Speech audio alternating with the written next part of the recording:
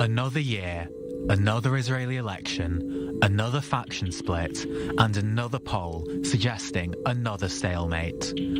The most recent poll from Channel 12 has the so-called Netanyahu bloc at 58 seats, with the anti-Netanyahu bloc at 57 seats, both of them short of the extra seats needed to bring them to 61 seats, the minimum majority in the Knesset.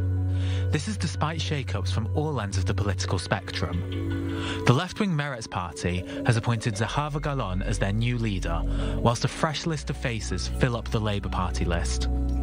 Meanwhile, far-right MK Itamar Ben-Gvir has left the religious Zionist party to front his former party, Jewish Power, and Defence Minister Benny Gantz's Blue and White Party has merged with Justice Minister Gideon Sa'ar's New Hope Party, creating the centre-right National Unity Party. And yet, despite all these changes, the polls are looking relatively similar to how they were before an election was called. So, what's changed? How long are we going to be stuck in a cycle of elections? And how long until these elections will be based on something other than a Netanyahu referendum? Will the Israeli left make a comeback? Or is it dead on arrival? And, as we approach the fifth election in 3 years, has anything changed?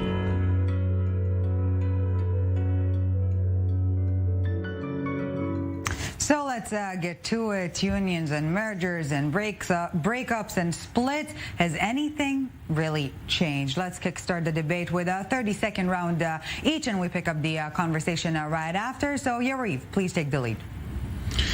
Yes, we can see that things are changing because the agenda of the election is becoming more and more extreme. And when we see Itamar Ben-Gvir alone almost get between 8 to 9 seats, this is a message from part of the Israeli public, and the message will create a counter message coming from the left wing.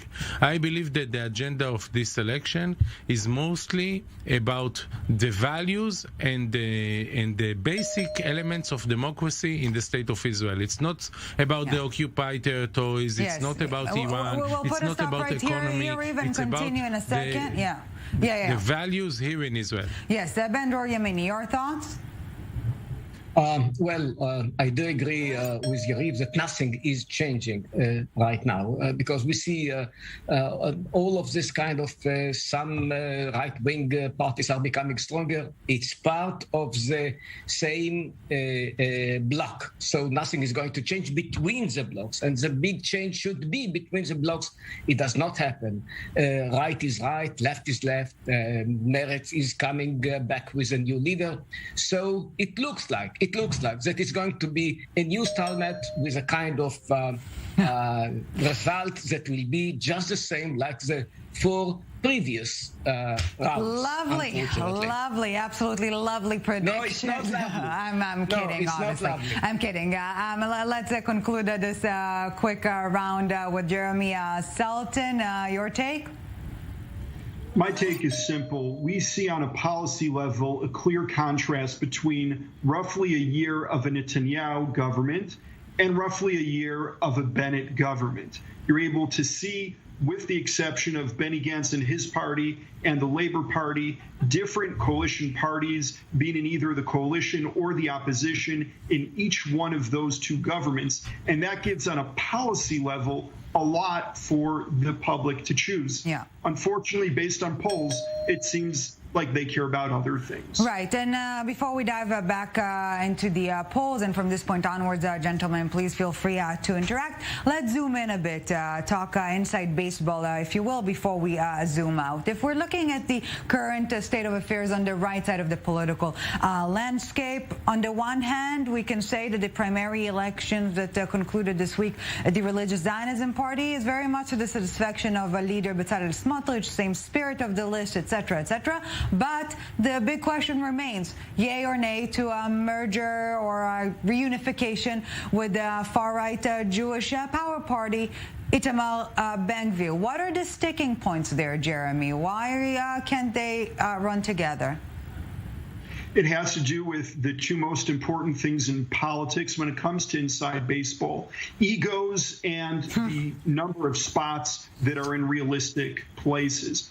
As you mentioned, in the Smotrich primary, there was nothing that was a surprise. The 4 sitting MKs after Smotrich took the 4 spots after him on the list. There are no new faces. It's a very boring list. Yeah. On the other side, you have Ben-Gvir, who has all new candidates, and what he's trying to do is bring something that he considers for his constituency, fresh faces and a fresh new way. But what it comes down to is it's the ego between those two men, and it's about the fight over who can elbow and get more realistic spots for their various party. And staying on the right side of the political scene, Dror Yemini, another hot potato that went through several rejuvenations, failed ones, if I may, perhaps. Ayelet Shaked's party, will she drop at a certain point of the race, or will she go all the way?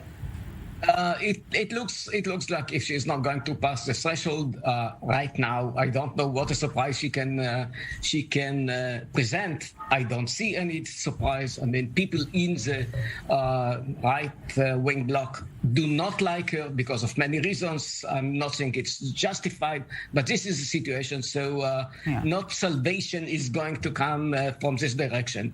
The point is that, as we all know, there is not a big difference between the government that we have now and previous governments. I mean, you don't see a lot of differences, and if at all, this government was a kind of a continuation government. Right. I mean, speaking about peace process, speaking about settlements, it's speaking about other things.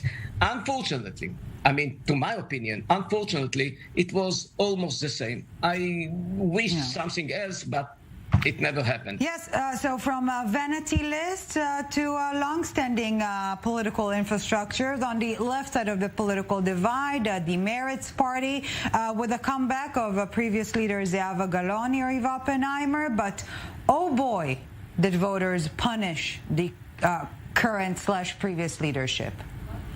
Yes, it was expected that Minister Nitzan will lose his support. Having said that, I think that what is important here is to see that Meretz is actually getting alive again. We saw that because of the sitting in the government and the acceptance of settlements construction and the occupied territory law and orders, so many voters felt disappointed, especially, of course, from Jida Raida Rinawi, that actually contributed to the fall of this government. So Meretz was really under the threshold, and now we can see that we have a new chairman, and again, Meretz is alive. I think it's a very good message to the anti-Netanyahu camp, but it's a very scary message to the Labour Party that might find themselves even smaller than Meretz. According to the polls of last night, I think that there is a very good chance that we will see a united list between Meretz and Labour Party, because both are around 5-4. This is not enough to take the risk and to run by yourself. Okay, so from right to left, let's move to the center. Not less interesting at all. Finance Minister Lieberman going on the offensive vis-a-vis Prime Minister Yair Lapid. Is it? Are we getting just a glimpse of what is expected to intensify until Election Day, Dror?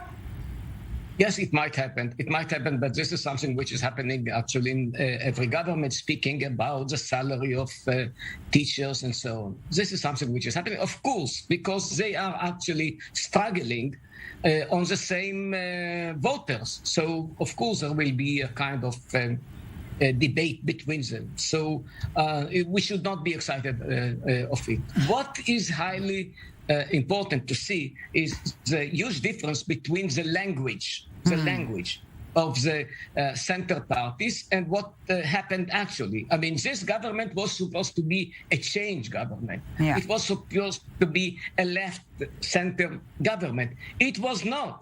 It was. I counter you, Dror. I don't think you are right. I think it's a. I think it was obvious that this government. You did not even hear what I wanted to say, because I'm afraid that you are going to agree with me, because this government was a right-wing government and not a left-center government, unfortunately. Speaking about let me parameter, react. I do think it was a right-wing government. Gentlemen, it's very difficult to hear all of you together. Bendel, please conclude your remark. What the right-wing parties, the opposition parties said, well, this is a left-wing government. No, it was not a left-wing government. It was a right-wing government. We did not see a lot of change, unfortunately, in any parameters that we might check: settlements, peace process, and so on. Please. I counter it. When you see the policy toward Gaza, you see that this government changed totally the policy and opened Gaza to workers to come to work in Israel and also to invest money in the Gaza Strip. This is tremendously important, and this is the reason why Gaza area is so quiet for the last year. Second, we see the resume of connection between the government and the Palestinian Authority. It's not peace process, it's not even settlements freeze, but it's much better than what we had before. And what is the most important thing here is that the language has changed. The policy, the general policy of this government has changed. It's not a one-man show like Netanyahu. It's a government of few people that are running the business, including former Prime Minister Bennett, and the atmosphere is much less toxic and much more into working for the public. Remains to be seen, however, Yariv, whether those gentlemanian manners will be kept, or are we going to see a bloodbath that we haven't even mentioned, the fight over this very same electorate between Yair Lapid and Defense Minister Benny Gantz. Briefly, Jeremy Saltan, before we will take a short break, another main question, the Arab vote. Did the Ram escapade of hands-on prove itself to be working? I guess the jury is still out on that. Look, a big reason, and really the main reason of why this coalition fell apart, was because both Ra'am and Meretz couldn't vote for the Judean Samaria regulation clause. So we have to see if both of those parties are able to live up to that task. And if they're not, there's a lot of danger for whoever wins in the boxing fight between Lapid and Gantz. Well, and on that note, we will be taking a very short break now, but when we get back, as promised, we will zoom out again to the overall fight between the blocs. What does it all mean, and whether we're, ready to toss polls and pollings all together. So Dror Yemini, Yariv Oppenheimer, and Jeremy Saltan, you're staying with us. We're taking a very short break, but we're back with the rest of the summit right after, so don't go anywhere. Welcome back to the summit. Still with us, Dror Yemini, Jeremy Saltan, and Yariv Oppenheimer. Thank you very much, gentlemen, for staying with us. And before we dive back to the debate, let's take a closer look at the recent poll by Israel's Channel 12, News 12. The Likud party of Benjamin Netanyahu still at the top with 34 seats. Yair Lapid's Yesh Atid party with 23. The National Unity, this is the Gantz Gideon Sar collaboration, with 13. Jewish Power, Itamar Ben-Gvir, 9 seats. Shas, the Sephardi Ultra-Orthodox party, with 8. The Ashkenazi Ultra-Orthodox United Torah Judaism with 7. Meretz, with this boost of the primaries, maybe, with 6 seats. Labor with 5. Lieberman's Israel Beitenu with 5 as well, similarly to the Joint Arab List. And the Ram party, Smotrich, out of the game. And in this respect, some polls, other polls by other outlets, this very same evening, last night, suggested Smotrich will get 7 or 8 seats. And it's not just the case of this specific party, but many other major gaps between this and that polling. And my question to you, gentlemen, before we get to the polling, what will be the topic of the election? Let's kickstart with a 30-second round each, and then we dive into the polls again. So what's the main topic these elections will be about from this point onwards? Bendel. Unfortunately, it's not going to be about Palestinian. It's not going to be about peace process. It's not even going to be about Iran. It's going to be about again, and I know it because that's what they're planning. Yes, Bibi, no Bibi, and the legal system and the judiciary, and unfortunately, what we had in the last 4 rounds, we are going to have now because this is for them for them, this is the winning card.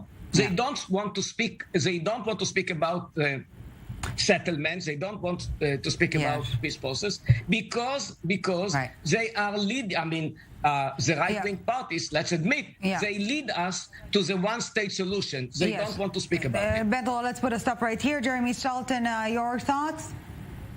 Well, internal polls show us the most important thing to voters are cost of living, housing prices. If you're looking for more realpolitik type issues, you have definitely Iran and the issue of judicial reform. However, based on the media coverage, we see the number one thing is the question of yes, Bibi, no Bibi, which was also the question in the last 4 elections. Yeah. So really, it's going to be a question of if it's going to be what we actually see in the polling data, or if the media will drive it back to where it's been.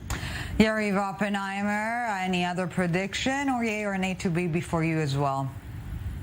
My prediction is similar but different, because I don't think it's about yes Bibi or no Bibi. It's about yes democracy and no democracy. This is the issue here. And when we are talking about Netanyahu, it's not just Netanyahu. It's Netanyahu with his bloc and with Itamar Ben-Gvir stronger than ever. And I think that this is, by the way, good news for the no Bibi camp, because when Ben-Gvir is so strong, so the fear becomes so big, and the ability of Netanyahu to bring moderate right-wing to his bloc is going to be very, very low. Okay, gentlemen, please feel free to interact from this point onwards. And I'm going back to my question. Are we ready to say bye-bye to polling? Jeremy? No. Bendel? I don't think we should... Sorry. I don't think we should say goodbye to polling quite yet. They are important to show us trends. But if we do look at previous elections, the point we are right now in the election process of over 2 months from Election Day is very different than the actual election results we're going to see. There's also time over the next 2.5 weeks for parties to still merge and split. So there's still a lot of time. I do think, though, that once we get into the final leg, the last polls will tell us a lot. But the polls right now don't tell us more beyond trend. Bendel, it mostly tells politicians how to steer the wheels of their electioneering, no? Yeah, well, I mean, in the next 2-3 weeks, the main topic will be the fear of some parties that are not going to pass the threshold. It can happen from the right-wing parties. It can happen from the left-wing bloc. Because we know the effect of a new leader, like what we saw right now in Meretz. I mean, for 2 days, for 3 days, they jumped from 4 seats to 6 seats. But in the next week, it's going to be the same. 4, and it might be 4 also to the Labour Party. It's very dangerous. It's very dangerous because the election might be decided because of the threshold, which is not a democracy. It might happen, so maybe, I mean, there will be a pressure to unite the parties. Yes, the problem is that every single time this or that leader or party vows to change the mechanism, most notably the threshold, once they assume power, they forget about it because the mechanism worked best for them that time around. Yariv Oppenheimer, what could be a possible game changer? Or are we seeing each bloc reaching its maximum and there'll be no movement between the blocks at all? First of all, as we can see, there is movement because we saw today that the anti-Netanyahu bloc doesn't have 61, and in this current government we do have 61. So we lost the anti-Netanyahu bloc lost votes. I think it will be a real challenge to gain them back, and especially to use the extremists in the right wing in order to move to the center and to the center left a soft right wing vote voters that maybe thought to vote for Shaked, but it's really unclear whether she make it or not, and they can come to vote for Benny Gantz, for example. And I think that this is the main question. Of course, next to the question, who is going to pass the threshold, because if one or two parties will not be able to do it, it can decide who is going to establish the new government in Israel. And as always, it seems that at the end of the day, it will all come down to the coalition-making puzzle and not necessarily the numbers at the end of the voting day. Before we part, dear gentlemen, the same question to all of you. Ben Dror, let's start with you. Are Israeli politicians maybe too lenient on the way out now, in the sense that, you form a coalition, you break it apart, no long-term commitments, everything is tentative, so to speak? Yeah, it's part of the problem of the Israeli democracy. Just let me tell you one thing. I mean, following what Yariv said, there is a problem because something like 30% of the voters of the right-wing bloc, 30%, support something like peace with the Palestinians, to stop the building new settlements, but they vote for the right-wing bloc. This is a huge failure, mainly of the center parties. I mean, how cannot you get them? And what are the mistakes? Unfortunately, they are not willing to think about what is happening and what is a way to convince those 30% in order to change the whole map. Jeremy Saltan, final thoughts?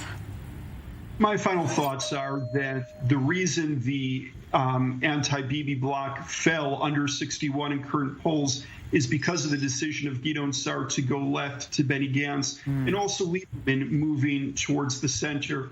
This election will be decided on the right-wing votes that are not part of the only Bibi camp. Right. And really, the key to this election will be Ayelet Shaked and her party, the Zionist Spirit. If they're able to pass the threshold, that will really be the only way to see one of the sides winning. Yariv Oppenheimer, in the 20 seconds we have left, if anyone can do it, it's you. The magic word here is turnout. We will have to wait to see whether Netanyahu is able to bring energy and enthusiastic spirit to all these supporters, and they will go to vote. It wasn't the case last election, and also, of course, the Arab parties. Whether the competition between the Arab parties will make it more interesting for the voters to come and to vote. Turnout. This is the issue. What a sense of deja vu. Gentlemen, Dror Yemini, Yariv Oppenheimer, and Jeremy Saltan. Luckily for us, you will be keeping tabs and analyzing the current state of affairs throughout the coming weeks. Thank you for that.